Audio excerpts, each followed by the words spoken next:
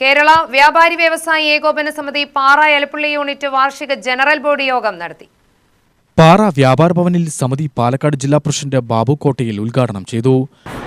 ഈ ഗ്രാമപഞ്ചായത്തിന്റെ കീഴിൽ നടക്കുന്ന ഏത് ജീവകാരുണ്യ പ്രവർത്തനമായാലും ഈ നാടിലെ സാധാരണക്കാരുമായി ബന്ധപ്പെടുന്ന എല്ലാ വിഷയങ്ങളിലും ഗ്രാമപഞ്ചായത്ത് പ്രസിഡന്റ് ഉൾപ്പെടെയുള്ള ആളുകൾ ഒരു സഹായത്തിനു വേണ്ടി ആദ്യം വിളിക്കുന്ന സംഘടന അത് ഏകോപന സമിതിയാണ്.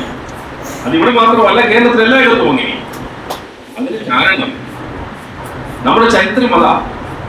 എവിടെയെല്ലാം ജനങ്ങൾ ഒരു പ്രയാസം അനുഭവിക്കുന്നുണ്ടോ അവിടെയെല്ലാം ആ ജനങ്ങളോടൊപ്പം ചേർന്ന് നിന്നുകൊണ്ട് അവരെ സഹായിക്കാനുള്ള സർക്കാരിന്റെയും നാടിന്റെയും എല്ലാ പ്രവർത്തനങ്ങളിലും കൂടെ നിൽക്കുന്ന സമീപനമാണ് എന്നും വ്യാപാരികൾ കൈക്കൊണ്ടിട്ടുള്ളത്.